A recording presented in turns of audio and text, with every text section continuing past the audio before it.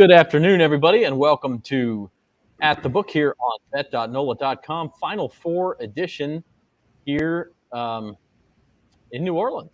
A blue blood Final Four, Kansas, North Carolina, Duke, and Villanova here. And we're ready to go. Jim and I were down there earlier today. They've got it all set up at the Superdome, and things are ramping up, Jim. They certainly are. It's a lot of fun down there. A lot of media members in town. I was a little disappointed, I think, with how many fans I didn't see down there. It's not as packed in the area as I thought it might be by now, but maybe they're coming in later today, tomorrow. And but I think by Saturday it's going to be crazy time down around the Dome. Yeah, I mean, I would imagine a lot of them are still flying in, right? I mean, they're still coming in tonight, maybe even tomorrow. Don't have a hotel room until tomorrow night, et cetera, et cetera. So I'm sure we'll see tons of fans down there. I think Rod Walker tweeted out a few minutes ago, he was talking to the NCAA president of operations, whatever you call it, and they expect 71,000 at the Dome. So it'll be basically full for this weekend. So we'll talk plenty about the games, of course, and to that end, we do have Times-Picayune columnist, NOLA.com columnist Jeff Duncan along with us. He will be covering the tournament as well this weekend. And so let's bring Jeff on and see what we can get from him. Jeff, how are you? Hey, guys, I'm doing good. How y'all doing? Pretty good, pretty good. I guess this goes without saying, New Orleans kind of lucked out with the Final Four. It seems like there's always a good storyline when it's here, but this year especially, just Coach K's last year and three other really big name teams in. Yeah, you guys said it. I mean, blue bloods in each of the four regional champions. We had this similar way back when. I think it was 93 when we had Kentucky, Kansas, North Carolina, and Michigan. That was the kind of infamous Chris Webber timeout call. It was similar, but this feels even more dramatic because of the subplot of Coach K and his last hurrah. I talked to a lot of former players that played under Coach K, Chris Duhon, Trajan Langdon, Grant Hill this week, and they are all coming in for this game. And I think there's going to be a lot of celebrities at this game. I think President Biden might be here. That's the word. So this is going to be a star-studded event, more so than any we've seen in the last few years because of COVID. And here in New Orleans, we really haven't had a major sporting event like this, probably since LSU won the CFP title game 2 years ago. Yeah, and President Trump was at that one. So I mean, the lesson learned there is arrive early to the security lines if the president is going to be there. So, Nick says Kansas fans need. Yeah, I got a place they can stay. I got a place right here. Anyway, yeah. Same place where Dunk's putting the Kentucky fans. Oh wait, they're not here. Yes, Kentucky did what I was hoping Kansas would do in this tournament. They bowed out very early, but here they are. Let's talk about that game first. We'll get to Duke, Carolina, but let's talk let's talk Kansas and Villanova, Jeff. In normal years, this would be like the headliner game at a Final Four, and it's not. But it's certainly a good game in its own right. Yeah, you're exactly right. I mean, I think whoever wins this game, I think, is going to be in great position to win it all because I feel like the heavyweight battle is the Carolina-Duke game, at least as far as the hype, hoopla, all the interest is in that game. And I think there's a real concern that whoever wins that game could have a letdown. I know that sounds crazy. You're playing for the national title, but I've seen it happen before. Look, my alma mater, Louisville, this is probably before your guys' time, but they played in another huge regional semifinal in '83 against Houston. It was Phi Slamma Jamma against the Doctors of Dunk. It was one of the most hyped Final Four games ever. It was lived up to its billing. It was an incredible game. And, of course, Houston pulled it out in the last few minutes of that game and then had a huge letdown the next 2 nights later against NC State in the championship game. We all know Jim Valvano's. Who got really lucky. Yeah, well, they pulled off a huge upset, though. I mean, they shouldn't even have been in the game with Houston. Yeah. Houston had Hakeem Olajuwon, Clyde Drexler, Reed Geddes. I mean, they were loaded. Michael Young. That was in my hometown. That was in Albuquerque. Yes, that was at the Pit. In fact, my graduation speech in high school at the Pit, I talked about that game. That was everybody knew I was going to be in sports. So, well, I mean, Zach, so that's what I think could happen here. Now, I don't know if it will, but I think whoever wins this Villanova-Kansas game, because it feels like the undercard, and it shouldn't, because you have two very good teams that I think are every bit as talented as Carolina and Duke, especially Duke. I mean, Carolina's an 8 seed. They're playing very well right now. But I love Villanova in this game. I know we're not talking lines yet, but I love that they're getting points. I think a lot of that's due to Justin Moore, his injury, and people might be overreacting, the public, on that. But Villanova, Bill Raftery said it this week, man, they are a mentally tough team. They always are under Jay Wright. And I just got a feeling they're going to rally around that. It's going to kind of galvanize them. And they're deep enough to where they can overcome that injury. And I'm like you, Zach. I think I had Kansas losing in the second round or something. I just, for some reason, have not been a believer in them, and they've come back to haunt me in this tournament. But I like Villanova in this game, but obviously wouldn't shock me if Kansas won. They are favored. Yeah, the Justin Moore injury, that's what I was going to bring up next. Villanova typically only plays 6 guys more than 10 minutes. And so now only 5 of those guys are left. But you have to one of the guys who's going to play more is Ryan Arcidiacono, who is the brother of Chris Arcidiacono, who hit the game-winning shot in 2016. I mean, you've got experienced guys. Maybe they haven't played a lot, but you don't see that as being a defining factor in this game. No, I mean, I just feel like they're the kind of team. I mean, Villanova, I looked this up this week. This blew my mind, guys. Like I was looking up just some factual data on the 4 teams. And, 24/7 Sports recruiting site has like all-time recruits for each basketball program, football program. Villanova under Jay Wright's never had a top 10 recruit, ever. I mean, that blew my mind. They've had a bunch of guys in the teens and the 30s and 50s. That's what they do. It's obviously their MO, right? They get these guys, Sadiq Bey and Brunson. I mean, we can go down the list, Josh Hart.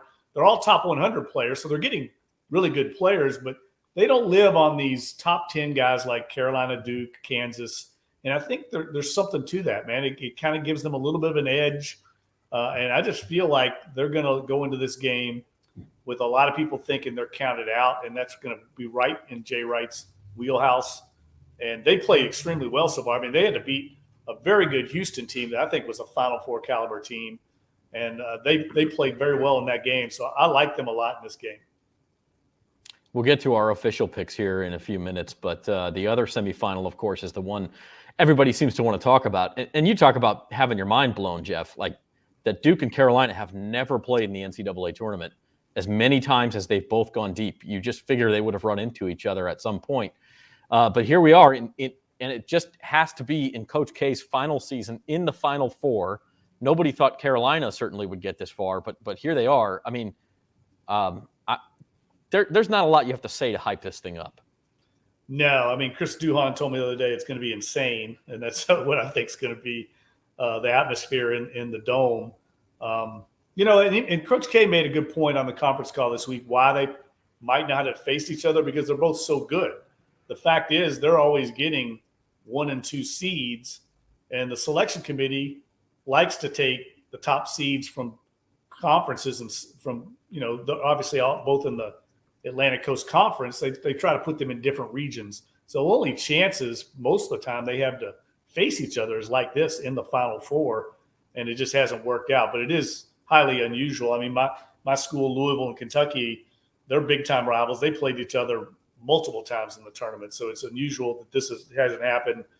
And I think this could go one of 2 ways. I don't know. I'd be interested to get your all's thoughts, but I could see it going one of 2 ways with Duke. They are either going to feel that pressure and it's going to have a negative effect, or they're going to feel the second life that they get by playing this game again, because they really just came up empty in that game in Durham just about 4 weeks ago, in that big hyped game of Coach K's last game at Cameron Indoor Stadium.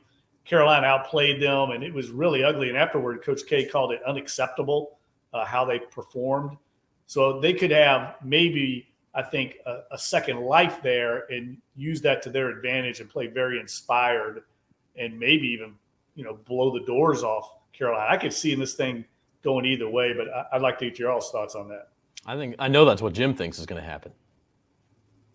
Yeah, and not just have a future on it. I mean, I think the best thing that could have happened for Duke was to lose that game, and not just lose. I mean, they lost handily. I mean, North Carolina but it spurred the Tar Heels on to a run. Now they lost to Virginia Tech, who just got unbelievably hot in the ACC tournament.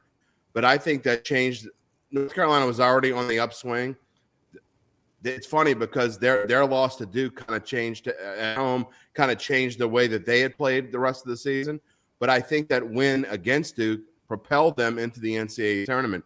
But I think just like that, Coach K, like he says, unacceptable. We don't do that here in Duke. This is my last game at Cameron, and basically you guys messed it up. So I think Duke has played well in the tournament. Not great in the first two rounds, but I think they played excellent in Sweet 16. And I really think that Duke is the best team left in the tournament, and I think that they have a really good chance to win, not just because I have a future on them. I truly believe they're the best team left in the tournament. Yeah, and I think Nick may be right here too. Is just that maybe there's less pressure. You're at Cameron, you are absolutely expected to win that game, and heads roll if you don't. Now it's the Final Four. Not that you don't certainly want to win, but in a lot of ways, like you've already accomplished a lot, and maybe you just play a little bit looser. I don't know, or maybe because they've already beat you in Cameron, you play looser. Virginia says Tar Heels. That's her thought here. I don't know. North Carolina is an interesting story. Obviously, very talented. You talk about recruiting. They're the ones getting top 10 recruits every year. And so Hubert Davis in his first year didn't live up to expectations early. I mean, hell, they were a bubble team in late February. But now nobody wants to play them. Well, look, they're playing their best basketball of the season right now. You're right. They kind of underachieved up to that point. Remember, up until that game against Duke, in the Cameron finale, I mean, there were people talking about them not even making the tournament. They needed that win to kind of clinch their spot, and then they've gone on this roll. And Hubert Davis has done a great job, I think, in his first season, and they're playing really good defense. And I know we're going to talk some betting in a little while, but I kind of like the under in this game because I think Carolina. I think Hubert said the other day that their last 9 opponents they've held to 41% shooting. They've got some big men inside. And so I think this game could be low scoring because of the defense, the way Carolina's played. They've turned it up on that end. They've always been able to play offensively, but something's clicked for them on that side of the court. Yeah, we'll do picks in just a second. I do want to point this out. I mean, these are your odds to win the title, and Duke is a slight favorite over Kansas. North Carolina at 5-1. Before they played Duke in that game at Cameron Indoor, they were 125-1. 125-1 to win the national title. Wow. Now 5-1. So, listen, they got a chance at this thing. I mean, as unlikely as it would be, that's the story. All right, we'll do some picks. We'll start again with the first game. Kansas laying 4.5 points against Villanova, a lower over-under. Nova's a very methodical team. They have one of the slowest tempos in the country. And so that's why that number's a little lower at 134. Devin, let's get our producer's take here first. Who is your pick in this game, or do you like an over/under better? I like Villanova to cover in this game. I don't know if I like them to win outright, but I just think with what they've been able to do in this tournament, I think it's been fantastic. Their defense is one of the best in the country. They just play together and cohesively as a unit, and as Jeff alluded to, they don't have the top talent as the other three schools, but they're here and they're a real program. So I think with Villanova, I think people are going to be surprised at how much they can stick with Kansas and make life difficult for them. I think Kansas will have a tough time putting the ball in the basket, and I think Villanova will make this a low-scoring, tough game. So I like the Villanova plus 4.5 in that game. I don't know if I like them outright, but I do like them to cover the spread. All right, here's an interesting comment, Jim, before we get to your pick. This is right up your wheelhouse. Kenny says he's got a future, which is a great value on Kansas, plus 1,700 in November. If they beat Nova, should he hedge then, or do you hedge now? 100% you hedge now. You don't play the game at all. You play Villanova at plus 475 to win the title. And I would, depending on how much, I'm just gonna say you have $100 on it, which means you'd win $1,700. I would go and probably put about $100 or maybe $150 on Villanova to win the championship. That way, if Villanova were to win, you have that there, and then you worry about the next game and the next game. But if Kansas wins, obviously you still now 50-50 profit, and then you just take the other team with the line, assuming that Kansas is favored, and they're going to be favored against either Duke or North Carolina. So then you worry about the next game. But either way, you make sure that you're going to, at the minimum, get your money back, and you have a chance to profit greatly still if Kansas wins. But there's a great way to hedge. And again, the way to hedge this is not to take the money line in this game, but it's to take Villanova to win the title at plus 475, because you will not see those kind of numbers. That way, if Villanova wins, you don't have to worry about them in this game. You still take the other team on the money line, or you take them against the spread if Villanova were to be the underdog. We'll talk about that on Monday, how you would approach that. But you absolutely take Villanova right now. I agree you hedge now. I think the other way you could play it is to take Villanova with the points. That way you actually have a chance to win both bets. And either way, but then you're getting greedy. Okay, so to me, that's the greedy way to do it. If you take them with the points, then you're kind of hosed in the next game. So to me, I'd rather just take the money line on Villanova, and that way you have another rooting interest. Again, I'm a hypothetical $100 bet. If you have 20 on them, then you only bet like 20 on Villanova to win it out. Whatever you bet on Kansas at plus 1,700, you bet that same amount as your minimum to bet them all the way. But yeah, I mean, to me, he's got plus 1,700. Man, get greedy. It's all right. This is the time. You can be greedy if you want. I'm not getting greedy. This is the time to get greedy. I even talked Uncle Big Nick in a hedging the other day. He's got Duke and Villanova. You got 200 on it. Okay, so you can put that up there. He's got 200 on it, so I'll bet at the minimum, at the bare minimum, I would bet $200 on Villanova's future, not the money line. I would bet $200 on their future, and then we can go from there. And we'll talk about that on Monday. You can come back on Monday, and we'll talk about how we would play it. Yeah, you can certainly play those futures, or you can go for the middle, go for the point spread in the middle, and that way you're winning money either way. But now with those, Zach, it's only because of those odds and those numbers. If Villanova were like plus 250, I would agree with you. I would tell them to take the spread this week, and then you worry about what happens. You can win both, and you just cover your own bet. But with that number, with that 475 number, which I think is ridiculously high, North Carolina, I kind of get it plus 500. I still think that's too high. But Villanova, and I've been saying this for since the start of this tournament, that Villanova was the best value on the board from day one. Before the tournament started, Villanova was the best value in the tournament. Uncle Big Nick actually listened to me and went and bet on it like a moron. I didn't. So I'm stuck with only my Duke future, which is okay. I got him at plus 1,400. But if I would have done Duke and Villanova, I would be like he did. I would be in a great spot. So, but Villanova, I just don't get that number at all. Yeah. It's great to have a future at this point, though. I'll tell you that. And I take it from your talking, Jim. I know you like Villanova with the points. Devin likes Nova with the points. Jeff, you like them too, right? Yeah, I sure do. I mean, I just think they're so well coached, and I like the fact that Jay Wright's had a week to prepare. That helps a lot. In other words, I would like them better in this matchup in this game than, say, if they were playing Kansas on Monday night and only had 24 or 48 hours to get prepared. So I like them in this game a lot. I think they can win. I think they'll win the game outright.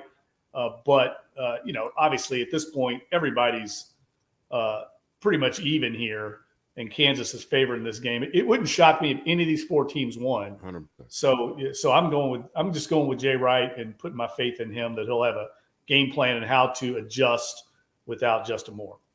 All right. I hate myself for it, but I'll be the contrarian. I'm taking Kansas minus the points. I got a bad feeling about how this is going to turn out.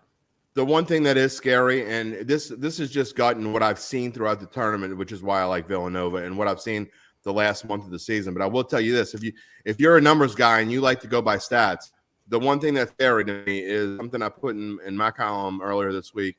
The Jayhawks have now won 9 straight games by an average spread of 13.8 points per game. They've scored 74 or more points in 6 of the 7 postseason games and in 24 games this season. So as good as Villanova's defense is, and it's fantastic, don't get me wrong, those numbers scare me. So if you're just betting the game to bet, I wouldn't put a whole lot on this game. I feel much stronger about my pick on the other side than I do about this one, because if Kansas start running away a little bit, Villanova might get deflated. If it comes down to the end, we all know how great Villanova can shoot free throws. It's a scary proposition. I'm not betting it at all because of my future and the way things are set up. But if I were to bet it, I wouldn't bet it big. Yeah, and this is the other thing I'll say about Kansas is, especially with the emergence of Remy Martin off the bench, who is their 6th man who led the Pac-12 in scoring last year for Arizona State, transferred to Kansas. He was the most outstanding player of the Midwest region. Kansas is a very big team on the perimeter. If you get another one of those guards in foul trouble, if you get Colin Gillespie in foul trouble, you get Caleb Daniels in foul trouble, to add to the fact that Justin Moore is out, Sure. Villanova could be in trouble. And that's what worries me about this game if I'm Villanova and as an anti-KU fan. That worries me. The other game now, Duke and North Carolina. Devin, start us off. Who's your pick here? I like North Carolina with the points. And it worries me a little bit that I'm picking that, but I just feel like this game has all the makings of a final possession game where it goes down to the wire. That's really how Duke's last few games have been. As good as they played, they've gone right down to the wire over the last couple of games. And with this team, these two teams meeting for a third time this year, they both know each other well. This is a neutral court. North Carolina is playing really well of late, and sometimes you go with the hot team. I think North Carolina pushes Duke to the brink. I do think Duke ends up winning a game, but I would not be surprised if this was a one-possession game right down to the final whistle, because I think these two teams are evenly matched. They both know each other's weaknesses, and I think the emergence of Caleb Love for North Carolina is going to be a huge factor in this game. Jim? Well, if this was a college football season, I'd be really worried because I completely disagree with Devin Jackson. I think Duke's going to kill them. They've been scoring as many points as they've wanted to score or needed to score. They've looked great. I mean, North Carolina, you can't put any stock in their win against St. Peter's. To me, that was that was bound to happen. That was the easiest bet of the tournament that North Carolina was going to cover in that game and win big. So I think there's a lot of momentum on bettors to bet North Carolina here. I think average Joe's going to bet on Coach K just to bet Coach K, but I think the guy who likes to bet every week here and there and bets on the weekends and pays attention is going to be more on North Carolina. But I just think, dude, there are too many bad matchups in this one. I think it's going to be more like the first game and less like the second. I do also disagree with Jeff Duncan that I think this is going to be a high-scoring game.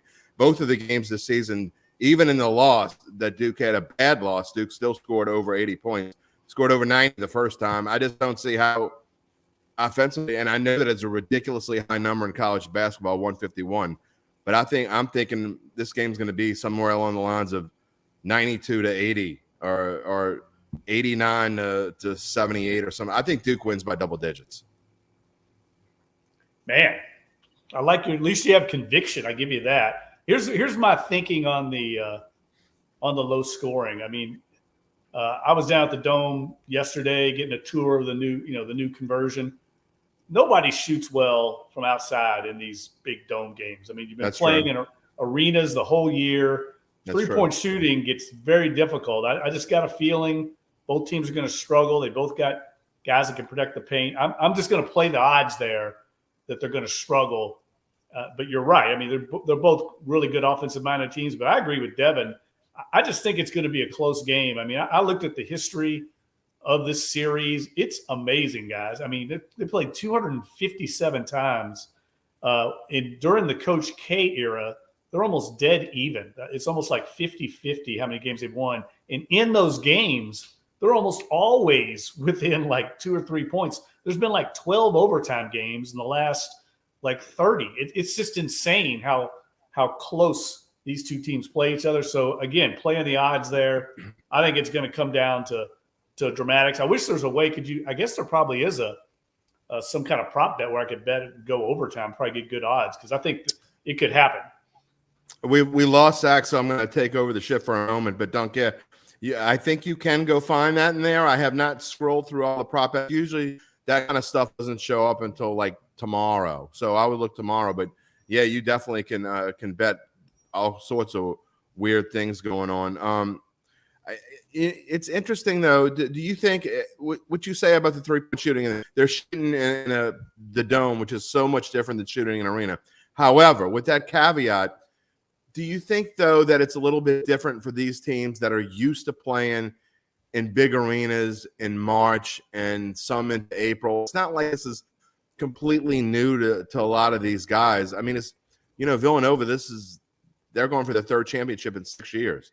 And some of these guys were on that last team. And Duke, and then a lot of time, I think this last round of games, some of them were in bigger arenas. Do you think that just because of their experience that maybe that won't have as much of an effect? Well, it's about the depth perception. I mean, you have all this volume of space behind the goal. It's just different. I remember Denny Crum back in the day talking about it. I mean, they always wanted to practice, get a couple practices in there to get used to it, but I still think it's difficult. You see it almost every year. Teams struggle from outside because and the rims are a little different. I mean, that's why they get in there and practice tomorrow. But I just got a feeling they're going to struggle. And, once that stuff starts happening, then it kind of gets in your head too. And but I do agree with you, Jim. Like, I think Duke could blow them out. I mean, you talk to these Duke guys. I was talking to Trajan Langdon. I mean, they were all at that game when North Carolina beat them. And we all know the handshake little controversy with the staff there. And he said that all the Duke people watched as the Carolina bench and everybody really celebrated, almost kind of rubbed it in. I think that's going to linger with them. I think they're going to come out with a major, thorn in their paw. I mean, they are going to be, their hair is going to be on fire. Now, sometimes that can work the opposite way, right? You can blow out all your emotion early and have a letdown. But I think it's going to work to their advantage. But I just think Carolina's playing real well right now. If they can weather that early storm and hang in there, I think it could come down to a last second shot. This is an interesting idea from Kenny. I'm sorry about my connection issues, by the way, but there are prop bets at Caesars and other sports books.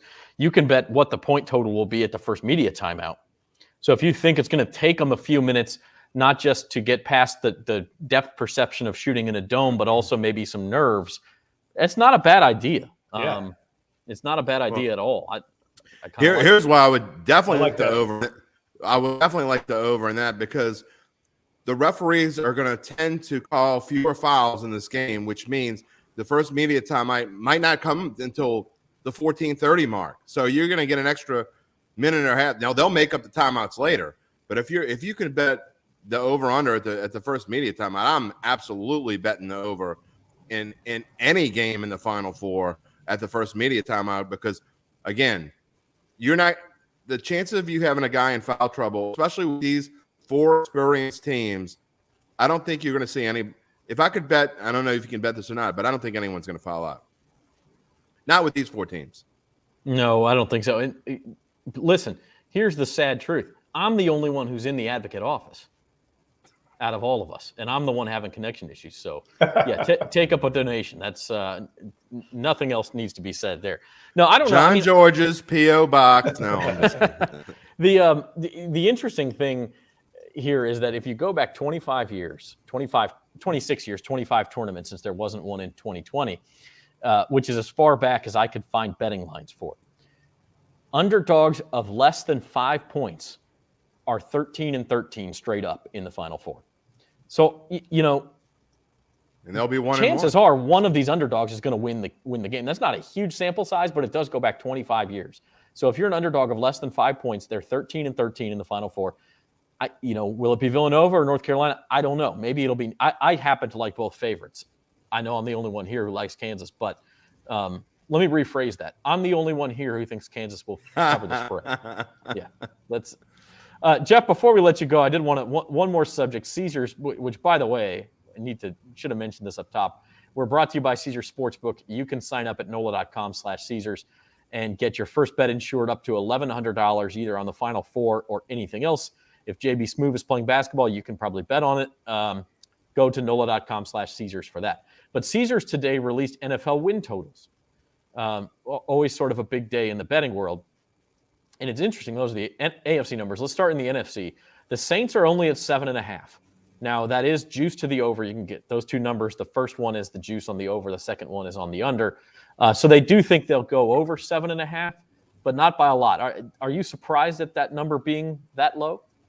Yeah, that seems low. I mean, I think I would have been maybe one win above that would have made sense to me. But, the Saints have lost a lot this offseason with Teron Armstead. That's a question mark right now. The tackle position is arguably the second most important position in the game next to quarterback.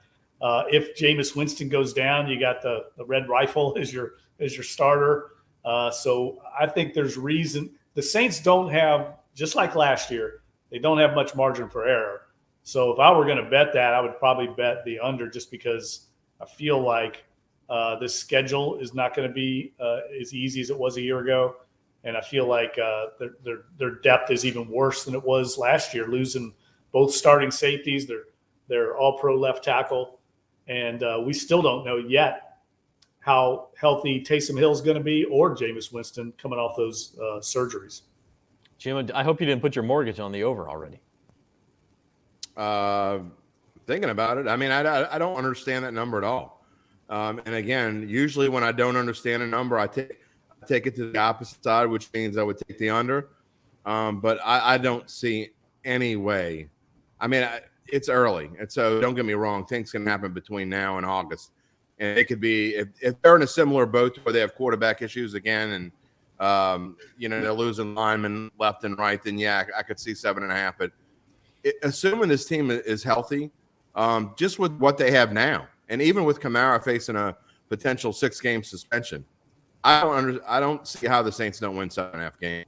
And I think we said earlier, Devin and I talked about this last week. I believe that, even at 50-1, I think the Saints are a great value, one of the greatest values at 50-1 to win the Super Bowl and 5-1 to win the division. You play that this season 5 times, they're going to win the division at least once. Some of these numbers I don't get. They're starting to become the Tennessee Titans, I guess, of the professional betting world because they're the only team I can think of maybe that gets less respect among experienced bettors. Anything else on this list, Jeff, stick out to you as high or too high or too low? No, I think those are all. Vegas does its good work. I like those odds. Man, Jimbo there sounds a little bit like a homer, doesn't he, guys? I mean, yeah, and I hate that. No, I'm going to say that. No, I'm glad you said that because I hate sounding like a homer because you know as well as I do, I am been called Derry Downer for a reason. I hate the fact that I love that number. It bothers me, but I don't mean, and I do sound like a homer, but I mean, 90% of the time I'm Derry Downer. The 10% of the time I like the Saints. I'm going to be called a homer, I guess, but whatever it is. But look, I think if you could find, Zach, we did last year. We identified the Bengals and as a team win total. I think we need to find. This year I would look real hard after the draft comes out. I'm going to try and find a team in the NFC because I think the NFC. We know all the shifting of the free agency. The quarterbacks all going to the AFC. The strength of the NFL is definitely in the AFC, but there's going to be some skewed number, I think, in the NFC, and Vegas. We can find it. Yeah, we can find a team there. Well, I'm just saying. Yeah, Chicago Bears, baby, Chicago Bears. Yeah, okay. Somebody like that. Detroit, maybe. I don't know. Somebody that you think can make a leap. It's going to be easier to do. Obviously, I think Miami's intriguing what they're doing. They're kind of going all in this offseason, but they're in the AFC, and that's going to be a little bit more competitive than the NFC this year. Yeah, here's some AFC numbers. I think Miami's at 8.5. Deshaun Watson's Cleveland Browns at 9.5. Same thing with Matt Ryan's Indianapolis Colts. It sounds so strange to say these things. Matt Ryan's Indianapolis Colts at 9.5 as well. So, Jeff, before we let you go, your official predictions. I guess you said you have Villanova and Duke in the final, correct? And that's what I picked, guys, before the tournament. That's why I'm sticking with it. Who's cutting down the nets then?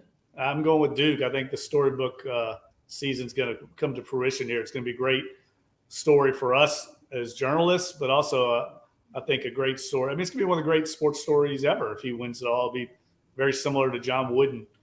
And I agree with Jim. I mean, I think they're the most talented team, and usually the most talented team ends up winning.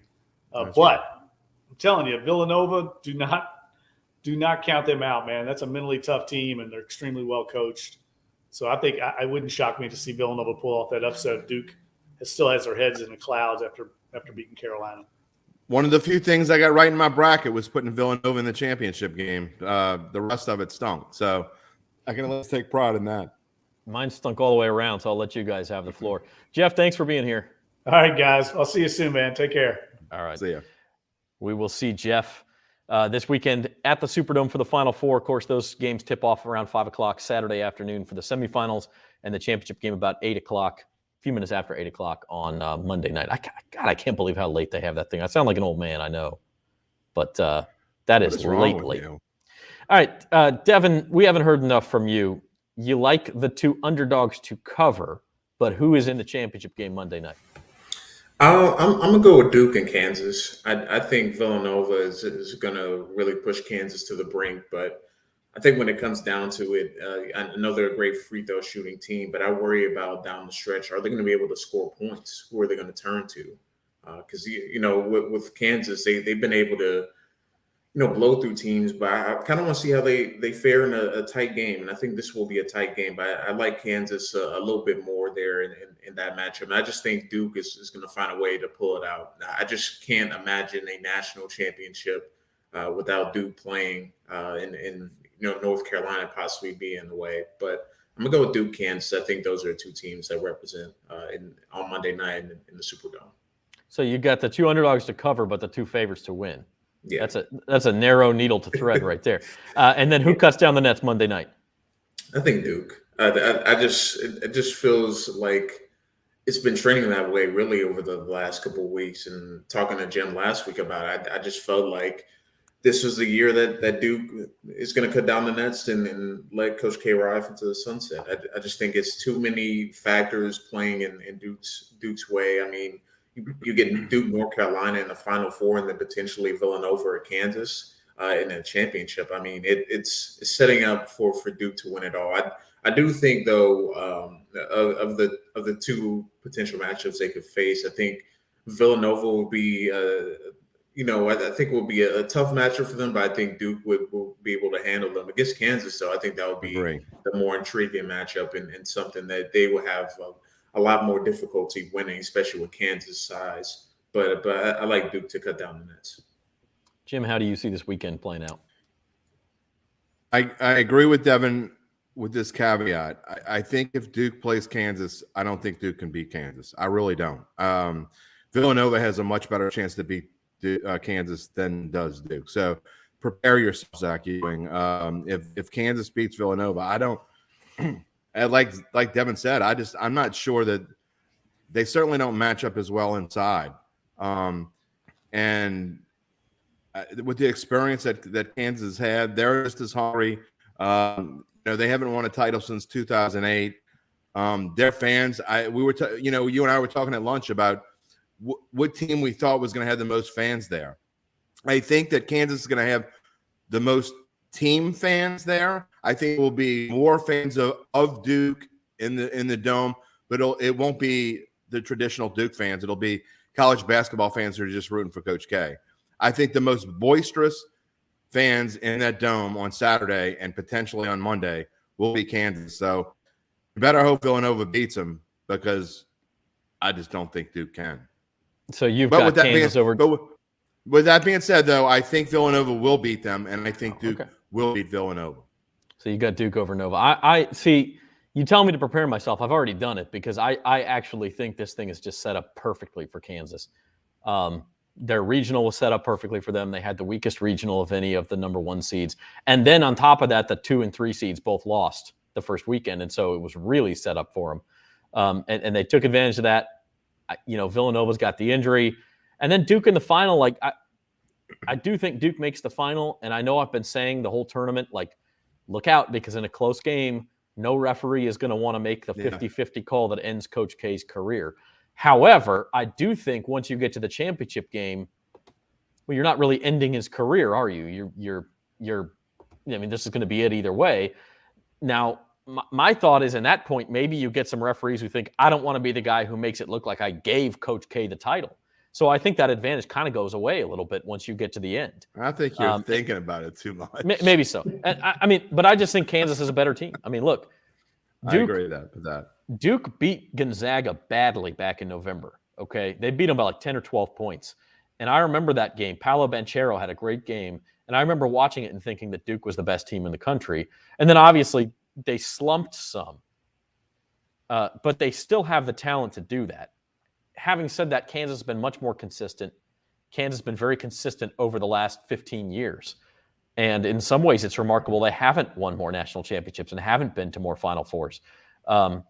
And so they were going to be the number 1 overall seed in 2020 when the tournament was canceled. I think they kind of make up for that in some ways this year and get that championship. And as much as I hate to say it, it's tough to bet against Jay Wright, though. And you're talking about a team. And another thing we talked about at lunch, and I'm just going to throw this stat out there, but Villanova, if they're the championship, they're the first team since Jay Wright would be the first coach since John Wooden to win as many as 3 championships in 6 years, which would be an incredible feat. And they didn't even have a tournament in 2020. So what he has a chance to do is something only one other coach has ever done, and his name is John Wooden. It's pretty impressive. And doing it, let's face it, doing it in modern day is much more difficult. Yes. Not to take anything away from Coach Wooden, but no doubt. It's much more difficult to do it now than it was back then, just with the depth of teams in the country. So anyway, I guess put me down for the Jayhawks, and I'll just wear that all weekend. You didn't come here to listen for who I'm rooting for. You came here to listen to who I think will win. So that's what I got. I do want to spend just a few minutes. Baby. Wear the Scarlet K all weekend. I'm wearing black for a funeral on Monday night, just like I did last Monday. So I do want to spend a few minutes, guys, on the women's tournament. The semifinals are tomorrow night in the women's tournament. South Carolina, big favorite. In fact, I think they're an odds-on favorite now to win the whole thing. -8.5 against Louisville. That I will say this. I think South Carolina wins the game. That point spread seems a little bit high to me. And then UConn actually an underdog against Stanford in the late semifinal Friday.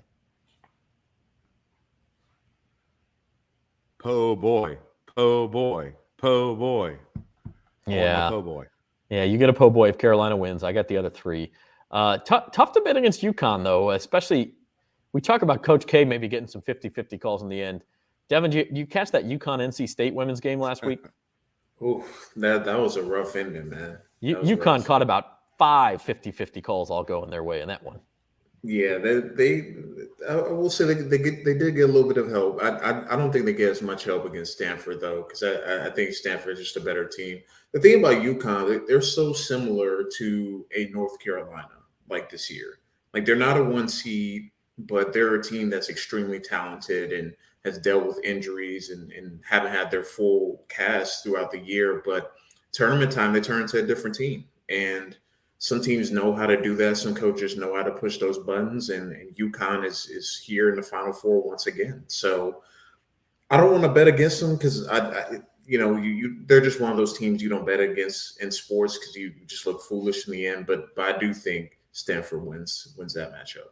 They also, UConn got to play basically at home in that regional final. That was in Bridgeport, Connecticut. It's like, how did NC State, hey, congrats, you're a 1 seed. You're in Bridgeport, Connecticut with UConn. Like, how did that happen?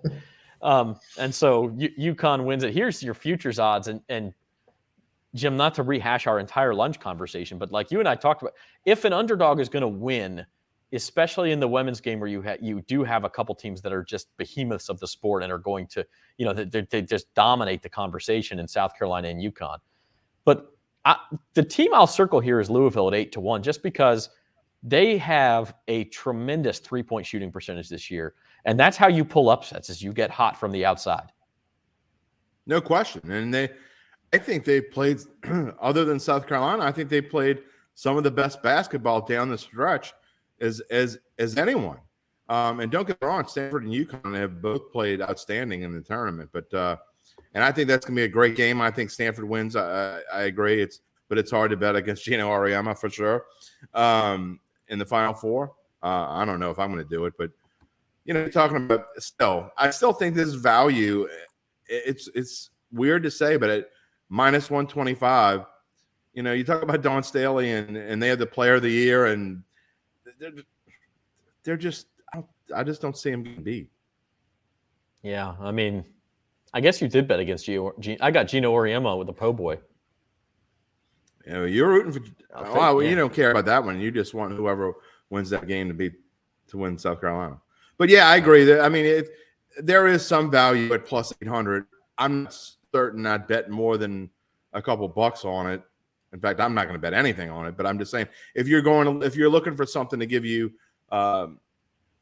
incentive to watch the tournament, which you shouldn't need any because it's an outstanding tournament and it's going to be a fun Final Four. But if you want to put a little something on a future, I take either Louisville at 800 or South Carolina at minus 125. But then you got to bet a little more. Yeah, I agree. I think the winner of that game, probably more value there. Maybe the time to bet these futures has passed, though, honestly, except for maybe Louisville. But I think you're probably late to the game. What else, guys? I know we got these win totals. How about the Red Rifle, Jim? That's people kind of poke fun at Andy Dalton. As backup quarterbacks go, you could do a hell of a lot worse than Andy Dalton. Let's see. Simeon went to the Bears, and Andy Dalton came from the. Let's see who I think's a better quarterback. Zach, who do you think I think's the better quarterback? The Red Rifle. Oh man, come on! That's like stealing, man. I mean, you get rid of Simeon and you bring in Dalton. I mean, that's not even a fair fight. Hopefully, we won't have to worry about it because, look, I think all this stuff about Jameis Winston, he's still got something to prove. He's got a chip on his shoulder. Yeah. Now he's got an extra chip on his shoulder because he had to wait and figure out what Deshaun Watson was going to do. I mean, you could read through the lines. Dance with Deshaun Watson for a week. Yeah, I mean, and Devin and I kind of talked about this, I think, a little bit too. But Devin, we were wondering how Jameis was going to feel about all this. But hey, man, I would not be surprised at all if he goes out and lights the league on fire and has just an excellent season. And I'm talking about 3,800, 4,000 yards, and if he can do anything, Devin, like he did with keeping those interceptions down, that is going to be the key. If he throws fewer than 13 or 14 interceptions this season, the Saints are going to win a whole lot more than 7.5 games. Yeah, I think with the Saints, especially the draft coming out, I think it's going to be important for them to get some more playmakers on the offense and figure out what they're going to do at left tackle. But 7.5 games, that's pretty modest in NFC South. That there's a lot of change happening. Carolina still was staying put with who they have at quarterback. Atlanta is going to have a new quarterback and probably not going to be a contender for a couple of years. I'd be hard pressed to see if the Saints get 8 or 9 wins at the very least, and at least split one game with the Bucs. I mean, whether or not the Saints are going to improve on the offensive side of the ball, I think it remains to be seen. But their defense is still pretty much intact. I understand they lost Jenkins, Marcus Williams, and a few other pieces, but they still have their core players in Cam Jordan, Marshawn Lattimore, Demario Davis. So I'd be very surprised if they didn't get at least 8 wins with how weak the NFC South is at the bottom. Yeah, I will say the schedule is pretty tough. It's pretty tough. Atlanta, Carolina twice each. Outside of those 4 games, there's not a ton of games where the Saints will be favored. They're home against Seattle. They'll be favored in that game. Home against Vegas, maybe. Home against Cincinnati, maybe. I mean, you're trying to pick lines in at the end of March. You're trying to pick win totals at the end of March? They don't make lines in March. Sure they do. If you know where to look. Okay. I'll give you some lines. It's You minus keep 120 going- each side. What you want? You keep going to those offshore betting sites, and you're gonna. I mean, come on. Listen, I'm not making exact lines, but you do look at the schedule, the road schedule. Arizona, Tampa Bay, Cleveland. Okay, Pittsburgh might be down. San Francisco, Philly, home schedule, Rams, Seattle's going to be down. Baltimore, Cincinnati, Vegas, Minnesota. I mean, there's not a lot of easy wins in there. So we'll see. I mean, it might be a battle to get to 8, but I do think eventually they'll get there. I think we were, and we weren't because we weren't all together last year this time. But I think we, in general, us sports writers here in New Orleans, were saying the same thing last year. Look at the brutal schedule they got next year, and Drew Brees sitting here, and I don't know how they're going to win any. I mean, they won 9 games with like patching mishmash at That is quarterback. I mean, but if they can win with, what's the Sean Payton effect? He's gone now. So is Sean? They went 9-4 when they went 9-4 when Simeon didn't start. Just put that in your book. Had to bring that up. I knew as soon as you brought up quarterback, Simeon was going to find his way. You had to bring that up. They should have won in Nashville with Trevor Simeon. By the way, I mean that is the God's honest truth. The rest of the games weren't so good. They could have had 10, 11 wins if they just overachieved last year. Just being honest, they just. I will say this on a different topic, but same topic, different team. It just warmed my heart to see that the Colts they traded their third round pick to get Matt Ryan, which is the 82nd pick of the draft. If you do those numbers in reverse, it's 28-3. I'm just saying.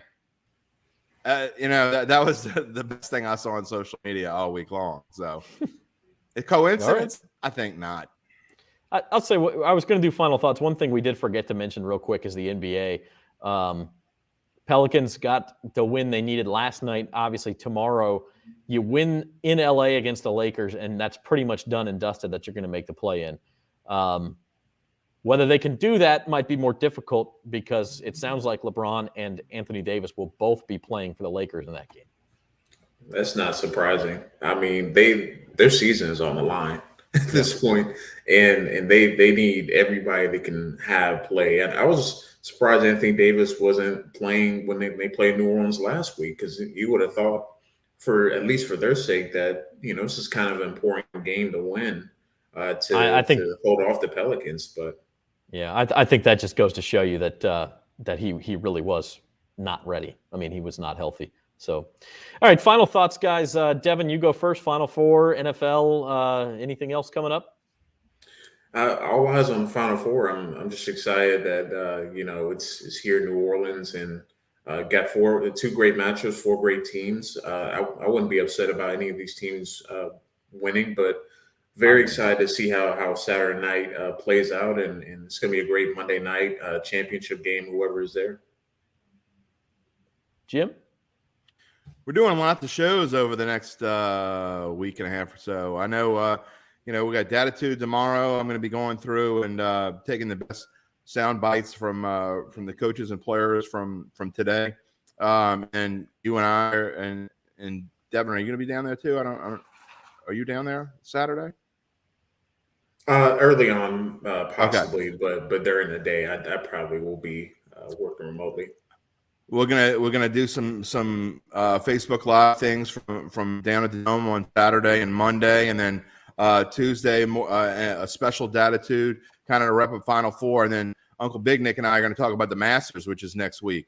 So we're going to have a big Masters preview and Datitude on a special one Tuesday, and then who knows? And then the following Friday we'll have another one. It's going to be an exciting 8 days or so, busy days, busy times, and looking forward to it. I'm really like you said, Zach, early on in the show.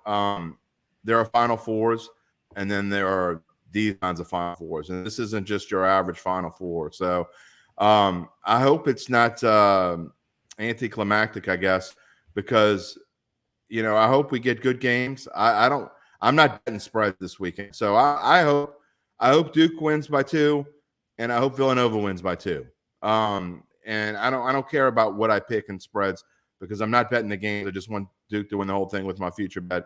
And I hope Duke doesn't win by 14 or whatever it is. And I certainly hope Kansas. Don't hope Kansas wins by 14 or whatever. So let's just have some good basketball. And I've never really rooted for Duke that much, not just because I have a future. If I had no skin in the game whatsoever, I would be rooting for Coach K to wrap up his career with the whole cutting down the nets in New Orleans. We'll see it for the rest of our lives.